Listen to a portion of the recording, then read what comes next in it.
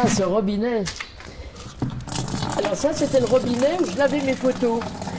J'avais la cuvette là-dessous, hiver comme été. Et alors, c'était... les voisins n'étaient pas très contents parce que ça prenait beaucoup d'eau. Et ça faisait du bruit la nuit. Parce que comme je ne pouvais pas obscurcir chez moi très bien la chambre noire, je travaillais que la nuit. Et toutes mes photos, pendant des années, 3 ans, je crois, mais j'ai lavé mes photos sur ce robinet. On avait un pot, c'est des mots qu'on n'emploie plus du tout. Il y avait une table pour frotter le linge. Dans le temps, je frottais mon linge là, dehors, avec la brosse. Puis alors, on avait fait un petit coin cuisine quand même. Alors, il y avait une espèce de récipient. Alors, on arrivait avec le broc, hop, dans le petit récipient. Et dessous, il y avait un seau. L'eau sale tombait dedans. Alors après, quelquefois, ça débordait un peu. Enfin, c'était pas... On n'avait qu'un atelier, là, un petit atelier. Il y avait l'électricité, mais il n'y avait pas d'eau, pas de toilette, rien. Mais ici, d'avoir fait 3 ans de photographie sans avoir l'eau courante, c'est héroïque, si tu veux.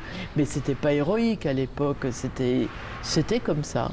J'avais travaillé chez Maïval, qui était quand même un très bon photographe, dans un lieu formidable parce que c'était un dépôt d'antiquaires. Donc il n'y avait que des objets merveilleux. Eh bien, ma chambre noire n'avait pas l'eau courante non plus. Je faisais du porte-à-porte au début. Faut un petit échange contre un beefsteak. Les boucheries étaient si belles, hein. Ils mettaient des fleurs en doré, et des espèces de cocardes. Enfin, c'était beau, les boucheries.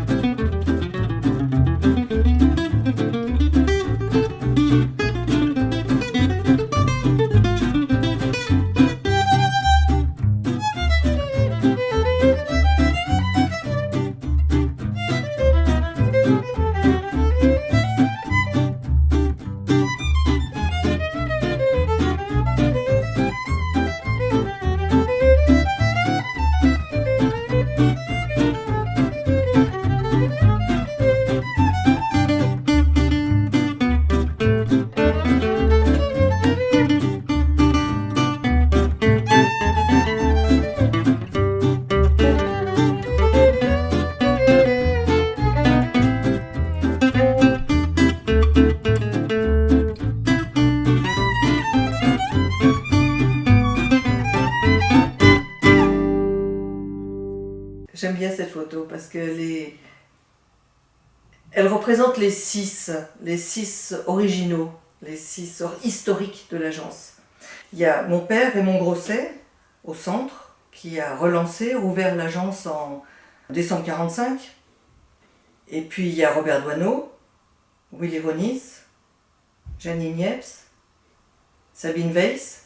Ça, ce sont les 4 qu'on peut qualifier de 4 vraiment rafaux. Et puis se sont rajoutés après Jean-Philippe Charbonnier, le plus haut sur la photo, et Édouard Bouba sur l'escabeau. C'est une image pleine de tendresse parce que ce sont les 6 qui ont façonné l'esprit Raffo et qui ont fait que cette agence a été ce qu'elle a été. Donc quand ils se sont rencontrés, ils sortaient du cauchemar de la guerre. Ils sortaient de leurs actions résistantes, différentes mais quand même à l'unisson.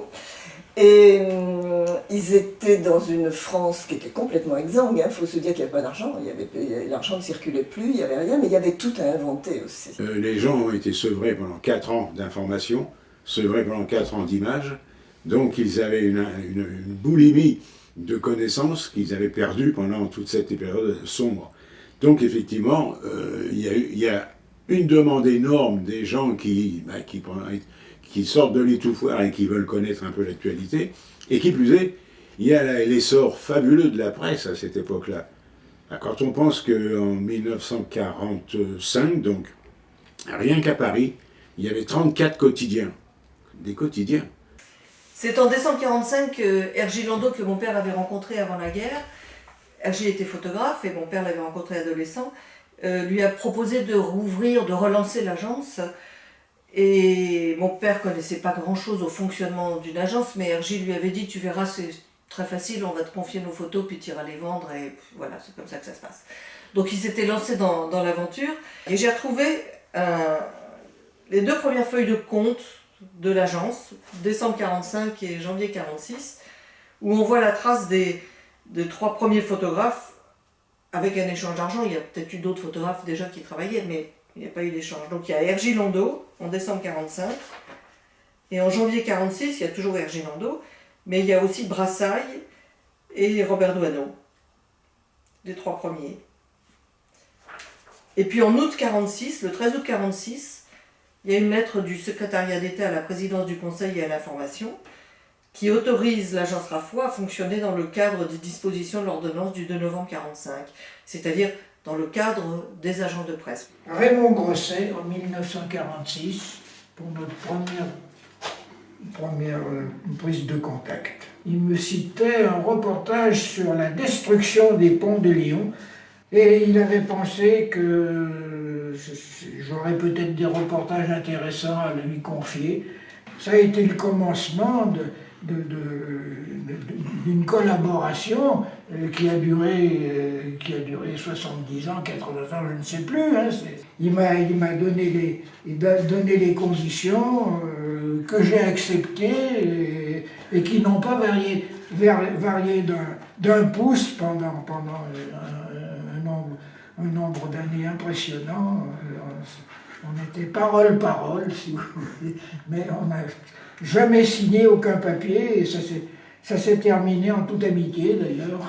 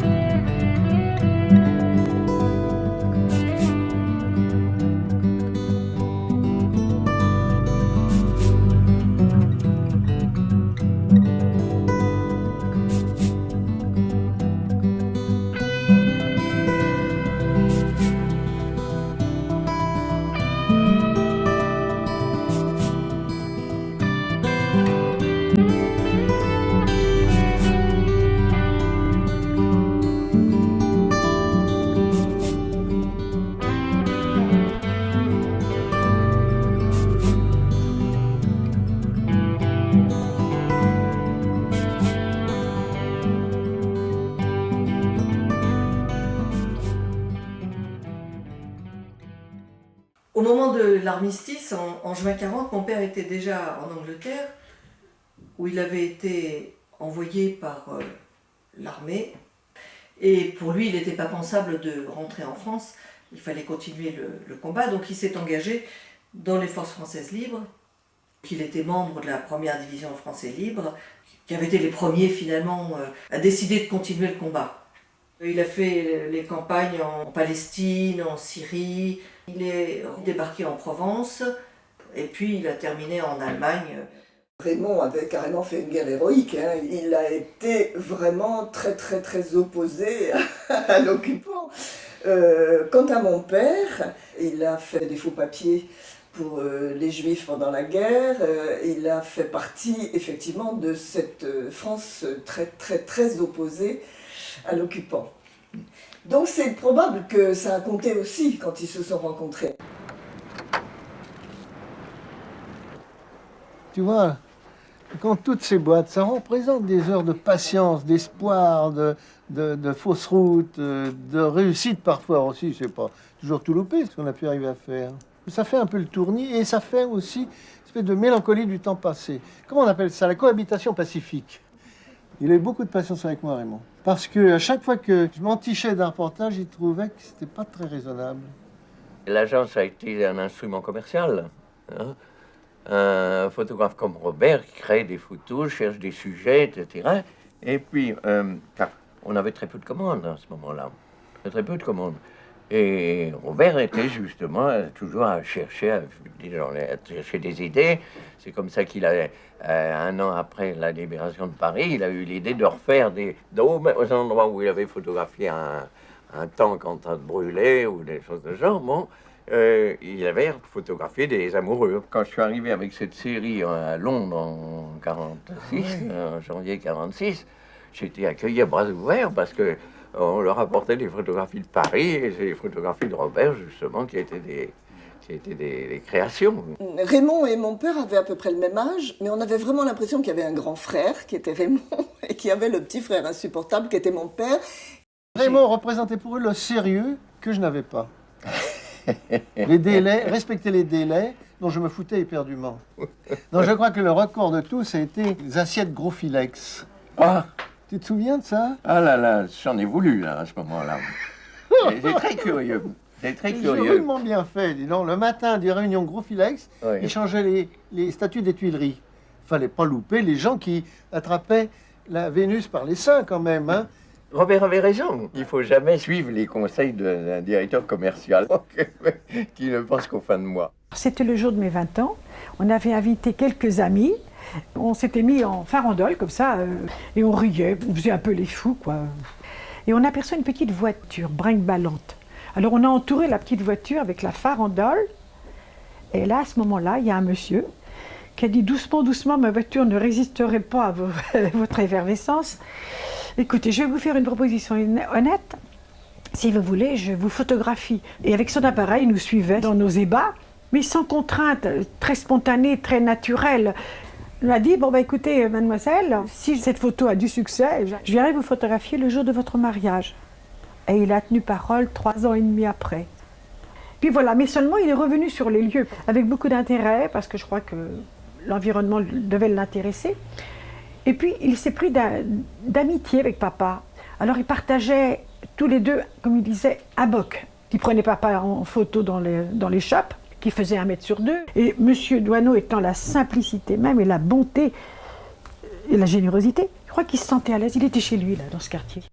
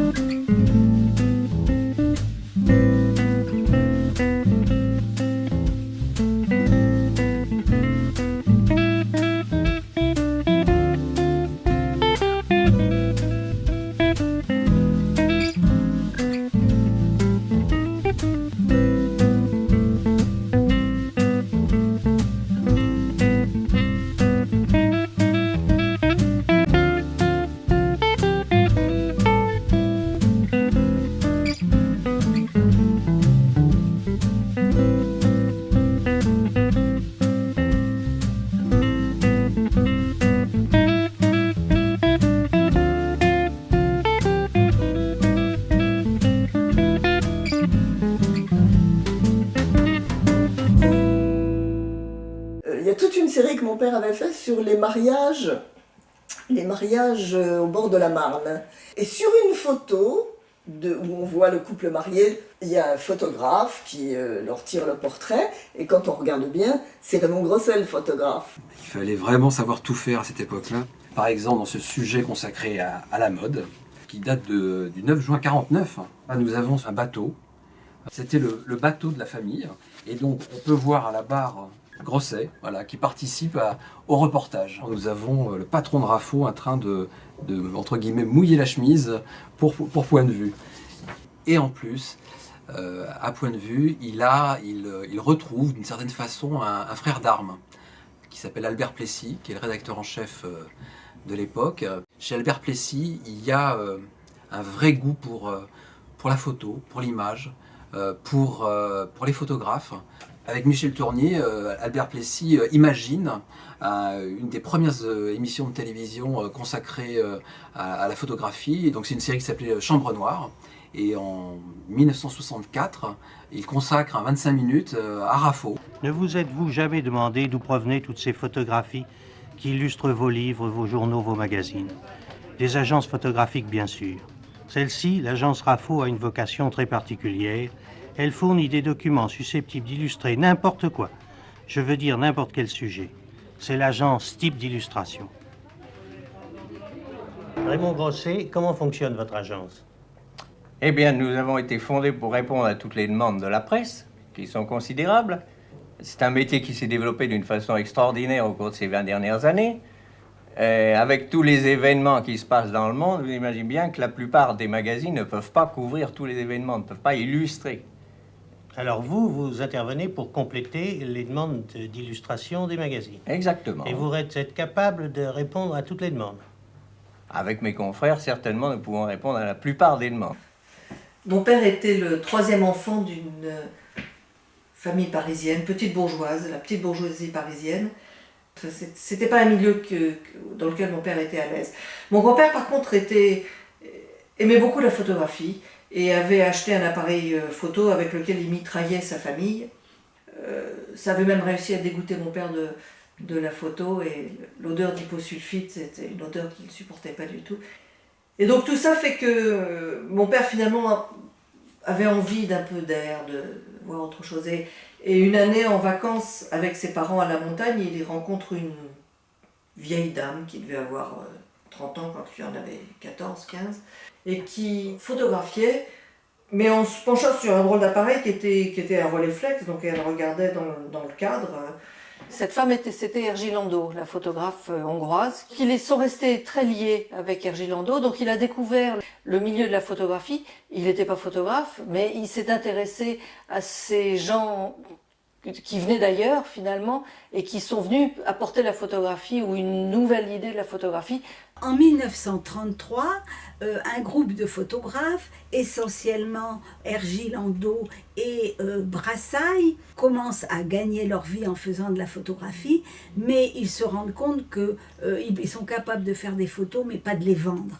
Et Rado va dire, moi, qui est aussi un émigré hongrois, va dire, moi je vous les vends. Et c'est comme ça que va naître, par côté pratique, l'agence Raffo. Et lorsque arrive 39, Charles Rado, très intelligemment, parce que ça n'a pas été le cas de tous, comprend que, étant juif, il vaut mieux passer l'Atlantique, traverser l'Atlantique, et il va s'installer à New York, où il va fonder une autre agence, l'agence Guillemette. On a obtenu très rapidement des commandes de magazines américains grâce à Charles Rado et donc grâce à Raffo Guillemette à New York. On est encore dans des périodes de restriction et on a c'est difficile d'avoir des produits chimiques pour développer, c'est difficile d'avoir du papier, c'est difficile d'avoir des pellicules. Or, si on a une commande de Life, eh bien là, c'est Noël à Pâques.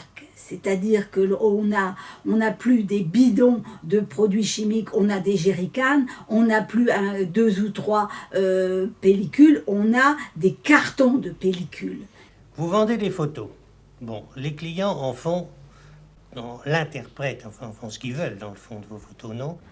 Nous le contrôlons aussi sérieusement que nous le pouvons, car c'est extrêmement dangereux, évidemment, de laisser des photographies se manipuler ou coller à un texte qui peut déformer le sens de la photographie. C'est ainsi, par exemple, qu'une photographie d'homme en train de boire un verre de vin peut être utilisée pour la propagande pour le vin, et si elle passe dans une revue contre l'alcoolisme, vous voyez immédiatement que la photographie sera utilisée avec un contexte totalement différent.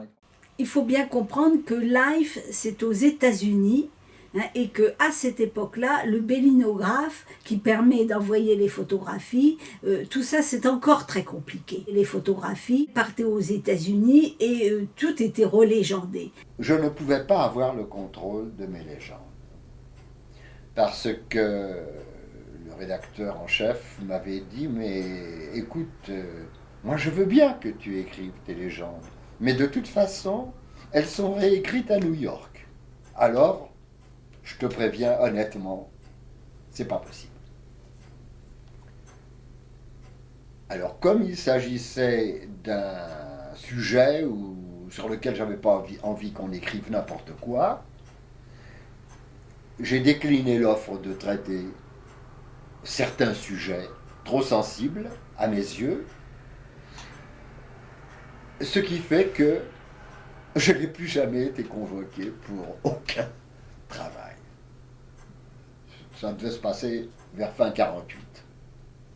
Mais Ronis, c'est un photographe un peu particulier. D'abord, il était beaucoup plus indépendant que les autres. Il a toujours travaillé d'une façon un peu dans la solitude. Il a une intégrité aussi énorme que n'ont pas beaucoup d'autres photographes et que n'ont pas eu beaucoup d'autres photographes.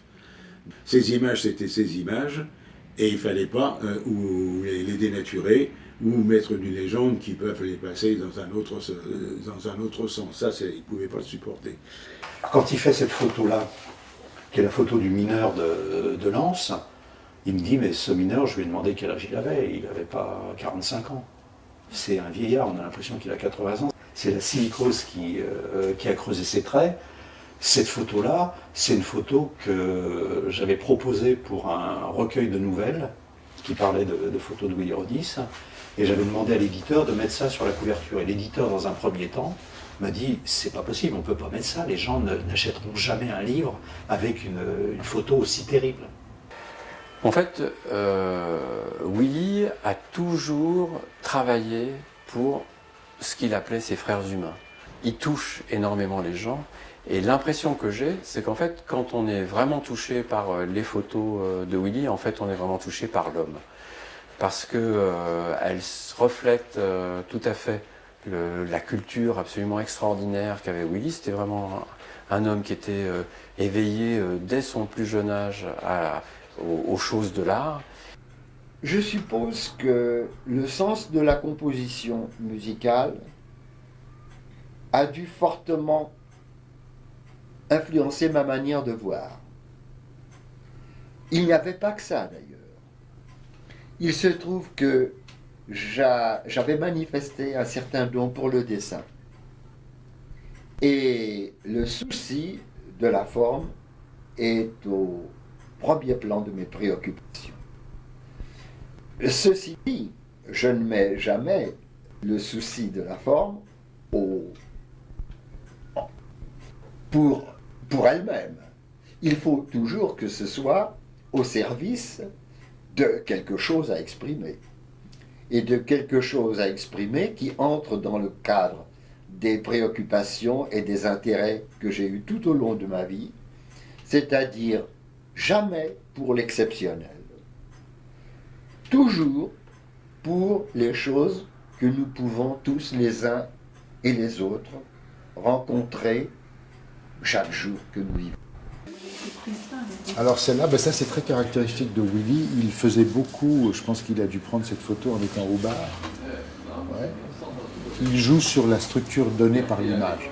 C'est-à-dire qu'il y a un certain nombre d'autres photos de bistrot, de café, notamment celle où il y a des hommes et de la buée sur la vitre, où il joue avec les lignes données. Willy avait une culture de musicien, et de même qu'il savait lire les partitions de musique sur des portées, il savait aussi construire des images avec la portée naturelle que lui offrait le cadre. Et là, évidemment, les montants de la fenêtre, plus cette jolie guirlande, lui donnent un cadre type. Et comme il disait, je reste aux aguets, j'attends. Donc c'est de la photo où on attend que dans le cadre vienne quelque chose. Ça aurait pu être ici, ça aurait pu être là, c'est là. Donc c'est typiquement de la photo aux aguets, la photo, comment dirais-je, avec une petite embuscade préparée. Et cette petite embuscade préparée, conçue par le photographe, donne parfois de jolis petits miracles.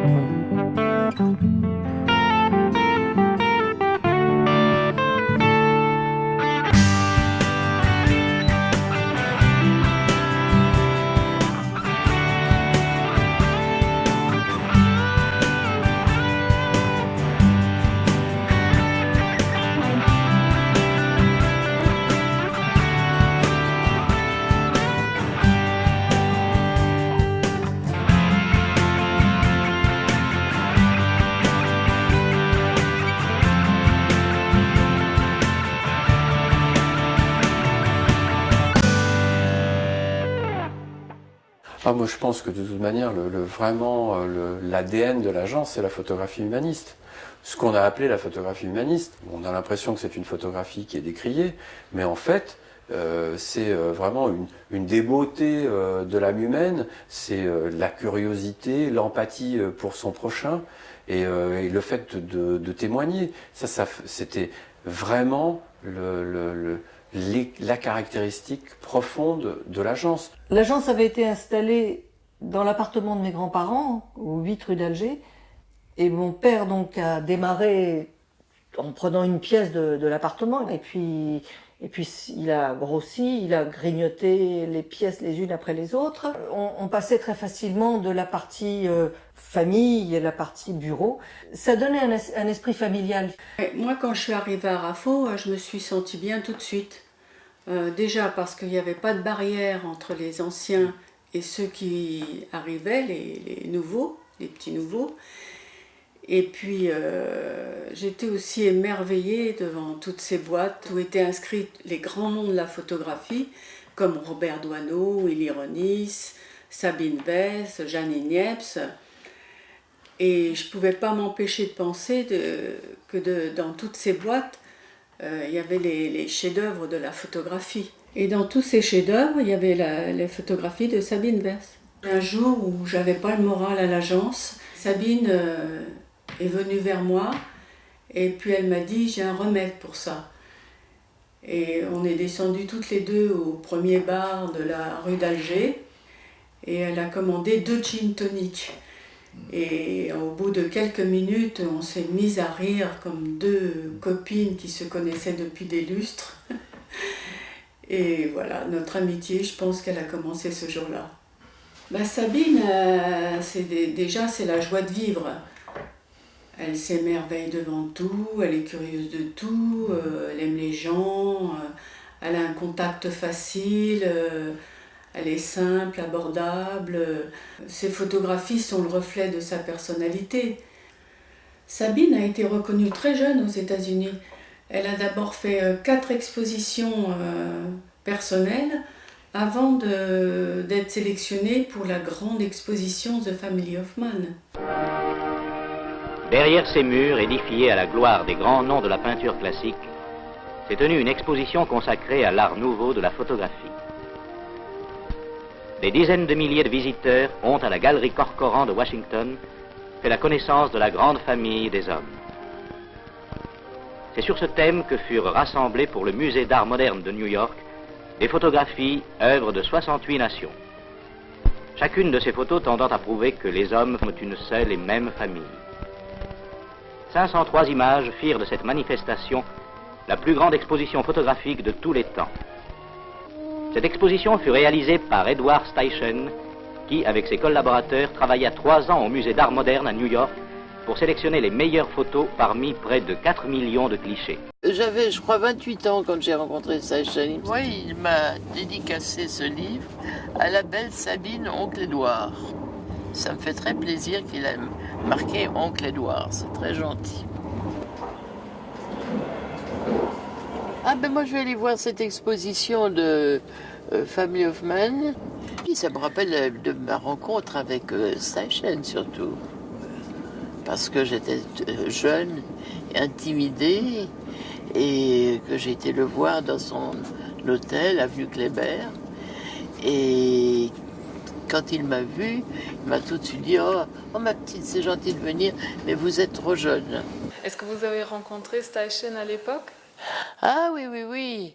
Il avait entendu parler de moi aux États-Unis et il m'a téléphoné, je pense, pour que j'aille le voir. J'ai été le voir à son hôtel. Même il a regardé mes photos et il en a pris 3 dans l'exposition, ce qui est un bon pourcentage, puisque je crois qu'il y a 500 photos et qu'il y a 250 photographes différents.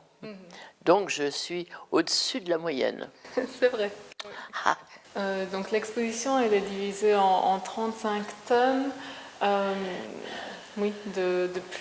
composés de plus ou moins de photographies. Et ici dans le premier tome de l'exposition, les amants, en fait vous avez déjà des photographies de vos collègues. Les amours furtifs et les amours très déclarés déjà. Et des rencontres avec beaucoup d'humour de Robert Doisneau, avec ses amoureux qui s'embrassent et personne d'autre ne les voit. Bon, ça c'est une photo que j'ai prise au Portugal. C'était merveilleux de pouvoir trouver une petite scène comme ça, tout à fait à l'impromptu.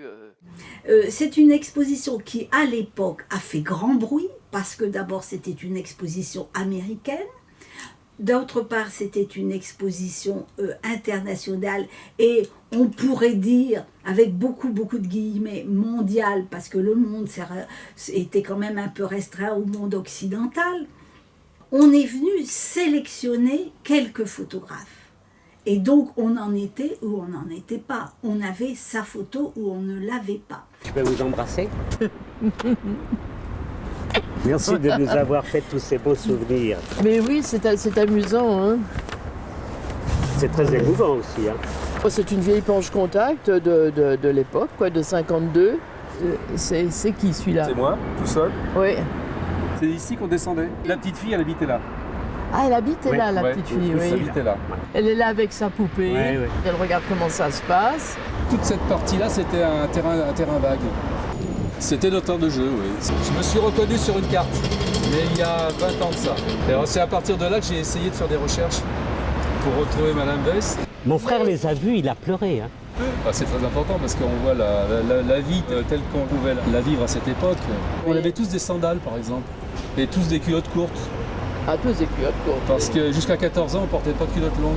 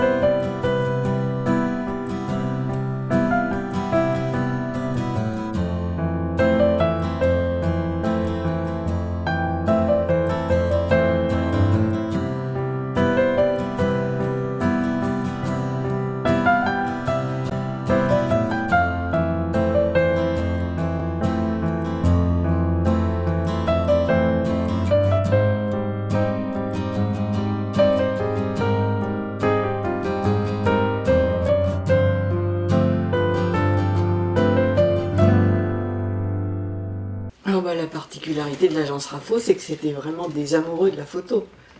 On était très bien accueillis, on était sûr de trouver des gens compétents, à l'écoute.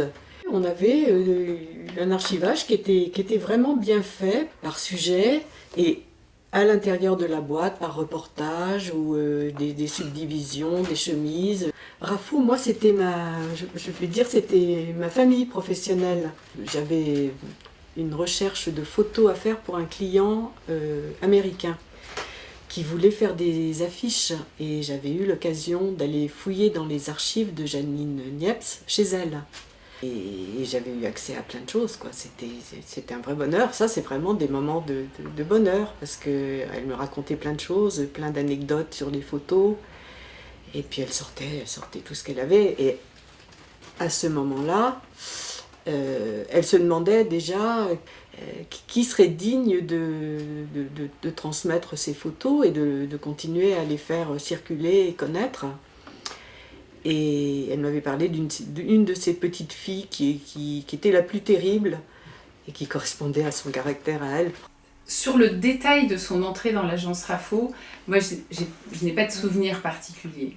En revanche, ce que je sais, c'est qu'elle avait une admiration pour Raymond Grosset immense. D'abord parce qu'il lui a fait confiance, ce qui, à l'époque, pour une jeune femme photographe, n'était pas évident en soi. Donc je pense que déjà à la base, elle elle a eu la reconnaissance qui lui donne sa chance.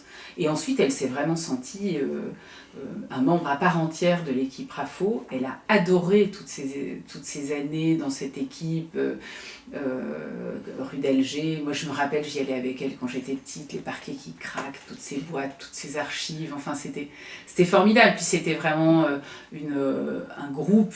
Elle appelait sa seconde famille, hein, RAFO, à cette époque-là. Quand j'ai commencé, quand j'ai vu que c'était le reportage qui m'intéressait, je suis tombée sur un écueil qui était que les photographes, les grands photographes reporters de l'époque m'ont dit mais c'est pas possible, vous pouvez pas faire du reportage étant une femme, il faut que vous fassiez du portrait. Alors j'ai dit non, moi je vais pas faire des portraits comme les autres femmes en France, moi ce qui m'intéresse c'est de prendre sur le vif. Ce qui l'a choqué beaucoup, c'était l'injustice dans la vie quotidienne, l'injustice au travail, l'injustice de confort de vie des uns et d'inconfort et de dureté pour les autres. Et ça, elle l'a vu, mais dans tous ces reportages, on le voit, quoi, les doubles journées des femmes, l'inégalité dans le travail, l'inégalité dans les salaires, dans la façon d'être traitées dans leur maison. Enfin, elle a, je pense, assez bien perçu ça. C'est le commissariat au tourisme qui a commencé à me commander 4 reportages d'un seul coup. Je sortais fraîche et moulue d'une licence d'histoire de l'art et je savais photographier les monuments. Et le commissariat au tourisme m'avait aussi demandé de photographier des monuments en Bourgogne et puis les choses qui disparaissaient et les choses qui apparaissaient. Par exemple, un maréchal Ferrand, un dernier Corbillard, je passais aux femmes qu'il avait dans la rivière, à l'art ménager. Alors je passais d'un monde à l'autre. Et puis ce que j'aime dans cette vie, c'est que je vis des vies multiples. C'est-à-dire que je m'intègre complètement au milieu dans lequel je vais photographier. Ça devient ma vie. Quand je suis à la campagne, j'habite dans une ferme, je vis avec les gens, je mange avec les gens. Janine Niepce travaille pour l'agence RAFO, qui commercialise aussi les photos de Robert Doisneau. Ici, elle fait figure de grande ancienne. Pionnière il y a 50 ans, elle a ouvert la voie à une féminisation de la profession. Son travail a influencé de nombreuses femmes à qui elle aime transmettre son expérience. Ce jour-là, Lily Frané, également photographe chez RAFO, lui demande conseil avant une exposition. Janine Niepce, c'était une femme très engagée dans la lutte des femmes et aussi très solidaire. Donc naturellement, elle m'a donné des conseils de métier et elle m'a surtout dit qu'il ne fallait pas baisser les bras et s'accrocher, quoi. En tant que femme photographe, c'est toujours un peu plus dur et qu'il faut s'accrocher. Et j'ai pu le constater en réalisant l'exposition sur les femmes qui font des métiers jadis réservés aux hommes. En passant de la chirurgienne à la mécanicienne, elles m'ont toutes dit la même chose. Il faut être sans faille, ne pas faire d'erreurs, être toujours capable de montrer qu'on peut faire le travail. Et elles avaient l'impression qu'on voulait toujours les remettre à la case départ. Quand j'ai fait mai 68, j'étais habillée en touriste américaine, autrement on me tapait dessus, j'avais mis mon brassard de presse, les flics me tapaient dessus et les étudiants se méfiaient de moi. Alors je me suis dit je ne pourrais pas travailler. Et j'ai vu que tous les touristes travaillaient comme ils voulaient. J'avais une petite robe à froufrou, comme ça, alors tous les gens disaient c'est une dingue, c'est une cinglée. Quand ils me parlaient, je ne répondais pas. Parce que j'ai un accent français épouvantable quand je parle en anglais, donc il n'était pas question que je réponde en anglais. Alors ils pensaient que j'étais sommette et une folle, et donc j'ai fait tout ce que j'ai voulu.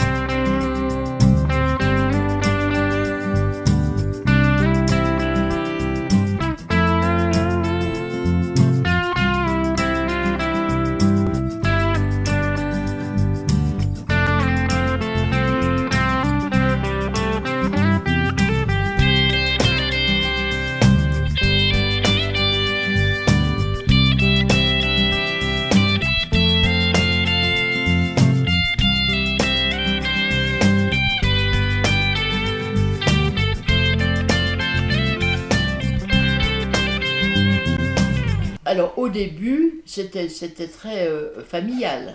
Les deux sœurs, elles servaient le thé. Angela, la secrétaire, rapportait des gâteaux. Son mari faisait des truffes au chocolat.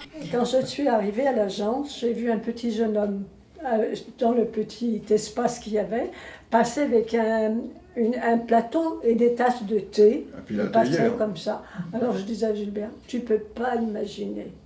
Ça a l'air formidable. Et c'était formidable. Et il y avait une camaraderie quand même entre les photographes, nous, qu'on a connus. Et on a partagé beaucoup de bons moments avec Robert Doisneau.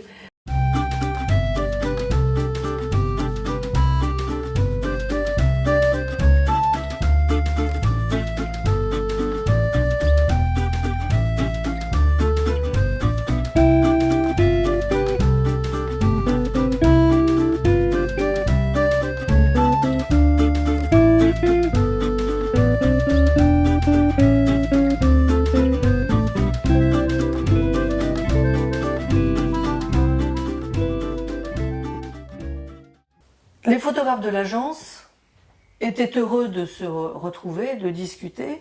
Ils avaient chacun leurs travaux personnels, ils avaient chacun leurs idées sur quoi travailler. Robert Doisneau, c'était la banlieue de Paris, Willy Ronis, c'était Belleville-Ménilmontant. Ils n'étaient pas concurrents. Il y a Doisneau, Ronis, Janine Niepce, Charbonnier, Bouba, Sabine Veil. Bon. Ces gens étaient tous différents. Et ils sont admirablement entendus au sein de l'agence. Mais c'est pas surprenant, c'est des gens, ils avaient tous du talent, je crois que ça suffit. Charbonnier, il allait au bout du monde. Et c'était d'ailleurs très, très épuisant. Il partait souvent très loin, seul, avec des équipements énormes. Enfin, à l'époque, travailler avec des flashs à ampoules, c'est-à-dire que des ampoules en verre, des grosses ampoules, des ampoules qui ne servent qu'une fois, hein, et il fallait en avoir des caisses, ça représentait un volume considérable. Quand Jean-Philippe Charbonnier revenait de reportage, alors c'était tout un événement, tout le monde était mobilisé. Il y avait 2 taxis qui arrivaient remplis de caisses, de matériel, et on l'entendait vociférer depuis la place Saint-Georges. Quand il revenait, c'était pour moi des émotions très fortes. Il arrivait avec des sacs en toile hyper lourds dans lesquels il y avait tout son matériel, et puis des cadeaux pour nous évidemment, et des trucs formidables. Je me souviens après un voyage aux États-Unis, vous avez rapporté des robes en nylon qui tenaient toutes seules par terre. Ça c'est Argentière, quand il venait nous voir quand on était chez les Crétons avec ma sœur Prune là, et il était heureux comme tout, comme un enfant. Il devenait un enfant. Et là tu vois, il avait dû aller faire de la montagne, il y avait des gros croquenots comme il disait. Ça, c'est moi en train de monter les marches de la maison des Cretons. Un papa qui fait des photos de ses filles en train de jouer, en train de manger des tartes à la myrtille, sublime, sublime, sublime. Quand je les regarde, je sens l'herbe. Je me reconnaissais dans tous ces enfants du monde qu'il avait photographiés en Alaska, en Irlande, ou en Inde, comme celle-là par exemple. Celle-là, elle était dans notre chambre, en grand, et c'était comme des petits copains. Donc on leur tirait la langue, c'était des petits potes, quoi. Il y avait un bureau extraordinaire à rue Hamelin, où on habitait quand on était petite, et qui était une grande pièce, couverte de photos. Il y avait une map monde, avec tous les endroits où il avait été. Quand on me demandait qu'est-ce qu'il fait ton père, je disais il est reporter photographe. J'étais très fière de ça. Il voyage avec un appareil photo. Il fait le tour du monde. Mais je ne savais pas tout. Est-ce que vous pourriez nous dire maintenant quels sont les principaux états d'âme du photographe en train de travailler sur le terrain? Il y en a plusieurs. Le premier, on en a trop parlé d'ailleurs, c'est la tristesse. Car la tristesse est toujours facile à photographier. Le drame, la guerre, les enterrements, les deuils, on se jette là-dessus, enfin du moins certains journaux se jettent là-dessus comme sur du bon pain. Et donc c'est assez facile, mais c'est quand même quelquefois fort beau.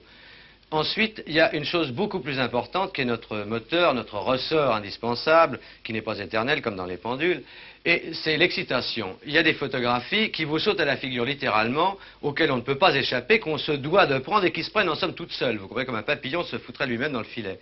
Et alors là, c'est fantastique parce qu'on sent en soi à la fois les sonnettes qui tintent, la transpiration qui vient, on sait que la photo est prise, que la bonne photo est là, qu'elle est, comme on dit, dans la boîte. Bon, et là on est tout content. Mais en contrepartie de ces deux choses-là, il y a le doute, parce qu'on ne sait pas si le lendemain on sera excité, si le lendemain on sera heureux, si on sera triste. Donc on est inquiet, on ne sait pas si on sera capable de faire des bonnes photos. Parce que, comme les acteurs, il y a des jours où les photographes sont bons, des jours où ils sont mauvais. De même que quelquefois le public est bon ou mauvais, et le lecteur aussi. Vous voyez ce que je veux dire? Ah bah voilà, la dame qui a une tête de machine à coudre. Je trouvais ça vraiment bizarre. Et puis sa légende est rigolote parce qu'en fait il l'a raté une première fois, il a attendu plusieurs années avant de pouvoir refaire la photo, donc c'est marrant. C'est très très marrant. Gentils enfants d'Aubervilliers. Tu vois, ça c'est ça, l'humanité dont tu parlais, Jean-Pierre. Comme j'aimerais savoir ce que sont devenus aujourd'hui, 30 ans après, ces deux petits-enfants.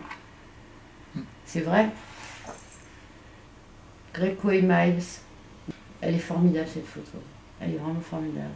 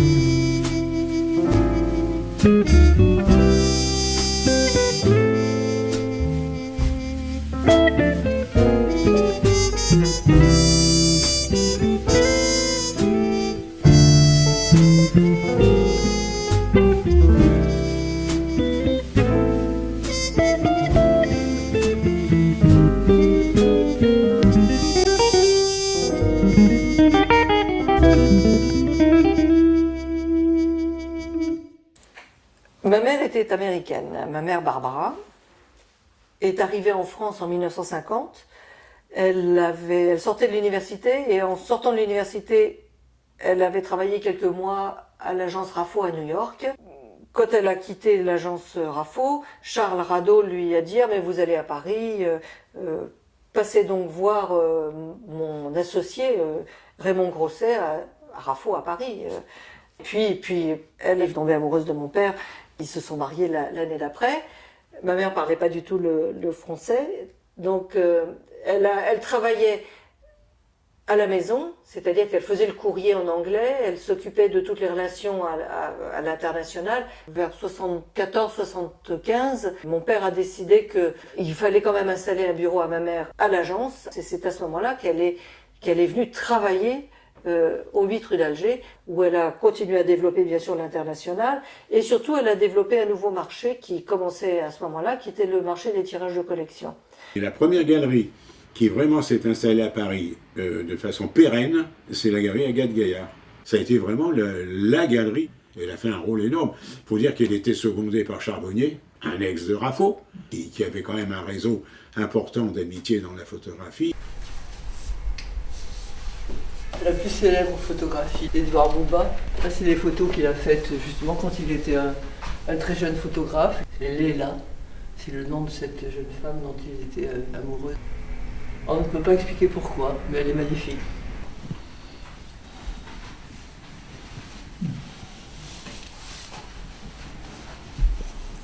C'est une de ses premières photos puisqu'elle a fait partie des photos qui étaient exposées à la une, et avec Brassailles, avec Isis. Et c'est là que Bertie Gilou, qui était le directeur artistique de Réalité, l'a vue et a engagé Bouba en Réalité.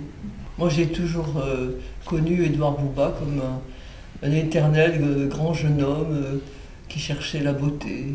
Beaucoup de photos avaient été faites pour le journal Réalité, et un jour on a pensé que ces photos pouvaient servir à d'autres choses, être revendues, et on a créé à l'intérieur de Réalité l'agence Top. À la fin du journal Réalité, Top a été racheté par Raffo, et donc Bouba et Charbonnier se sont retrouvés à l'agence Raffo. Quand les archives de Réalité ont été disponibles, Raymond Grosset les a repris et donc les a intégrés à l'agence Raffo. Et donc toutes les archives ont été sauvegardées grâce à M. Grosset. Ils sont restés amis, on peut dire. D'ailleurs, c'est rare dans ces métiers. Mon père, il a bourlingué dans le monde entier de 1951 à 1967-68. Pendant toutes ces années, il a fait de la photo de reportage, et pour lui, il avait son Leica, son Rolleiflex, et quand le moment était magique, il faisait sa photo, son booba, comme il disait, en plus du reportage. J'aime ce journalisme qui peut m'envoyer peut-être demain photographier le président des États-Unis, mais tout aussi bien dans le 15e arrondissement pour retrouver une vieille dame qui fabrique des lunettes, par exemple. Je peux aller photographier une boîte d'allumettes aussi, ou simplement ce qui se passe en bas de ma rue. On me demande souvent, mais où donc avez-vous pris cette photo? Je réponds quelquefois, mais dans votre rue, en bas de chez vous, peut-être chez l'épicier où vous allez tous les jours. Ce n'est pas nécessaire d'aller tellement loin pour trouver des modèles. Souvent, les plus proches sont chez soi. Bonjour Bernard. Bonjour. Voilà un de mes meilleurs modèles que j'ai pris depuis sa naissance. Nous le voyons là, à son baptême. Nous le voyons avec sa grand-mère, avec son grand-père, sourire, en marin, sur un cheval blanc, et le voilà, de nouveau, dans sa peau d'ours.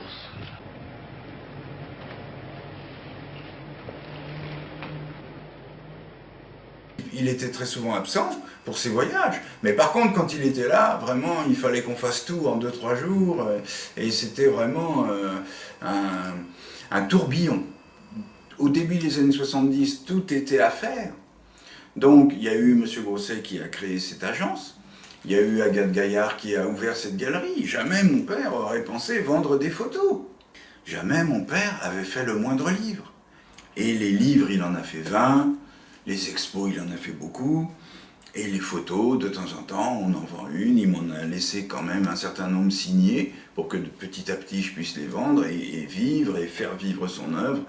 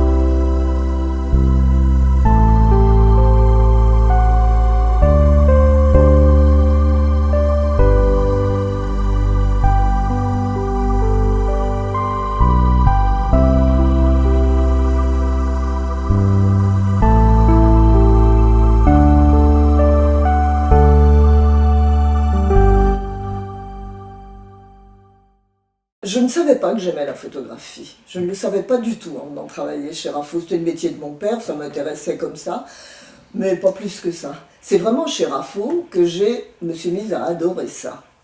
Cette espèce de circulation des images, de façon de voir la vie à travers l'œil et la réflexion de quelqu'un, de fraternité aussi, parce qu'il y avait quand même... Je ne veux pas avoir l'air de parler d'une planète enchantée, parce que c'était pas ça du tout. Mais il y avait quand même une grande fraternité entre les photographes, une admiration d'une génération pour l'autre. On était tous solidaires de quelque chose. qu'on avait envie d'inventer ensemble. Mais vous savez, je revois, si vous me demandez des trucs, des vieilleries, et ben ça me fait très plaisir parce qu'il y a longtemps que j'ai complètement oublié ces photos. Neuilly, capitale des vedettes. On voyait Marais, par exemple, on lui disait « Vous ne pourriez pas me donner le numéro de Cocteau parce que je voudrais bien faire une photo de Cocteau. » Ça se passait comme ça, les gens étaient très, très directs, très simples, il n'y avait pas de complications comme maintenant. Quand je vois ce reportage qui est là, on se marrait aussi. Il y avait le bal de Montparnasse, c'était le bal des mannequins qui posaient pour les peintres. J'arrive au Dôme un dimanche avec mes photos pour montrer à tous mes copains qui étaient là. Mais les mannequins voient ça aussi, alors elles voulaient les voir en premier. Comme je ne l'ai pas donné aux mannequins en premier, elles ont été chercher les flics en disant que je leur donnais des photos obscènes sur la voie publique. Obscènes parce que du string, il y avait des petits poils qui dépassaient. Alors ça, c'est ce qui est obscène, c'est le petit poil. La photographie, c'était un prétexte de s'infiltrer et de connaître tout et d'oser ouvrir toutes les portes. La plupart de leurs photos sont connues partout parce qu'il y a eu cette explosion de la photographie à partir des années 70. Je crois que c'est vraiment un travail combiné. Je crois que c'est le talent des photographes. Ça, il n'y a aucun doute. Il n'y a aucun doute. Sans talent, on n'arrive à rien. Mais je crois que c'est également le travail de l'agence et des gens qui ont travaillé à l'agence et qui ont imposé les photographes, qui ont trouvé les commandes, qui ont démarché, qui ont poussé le travail en avant. C'est vraiment le travail des deux qui a permis cette reconnaissance de la photographie. Ils ont fait un panorama extraordinaire de la société de leur temps. Et ça, c'était parce qu'ils ont leur sujet même, c'était la vie de tous les jours, la vie de la rue, la vie des gens, aussi bien des humbles que des gens connus.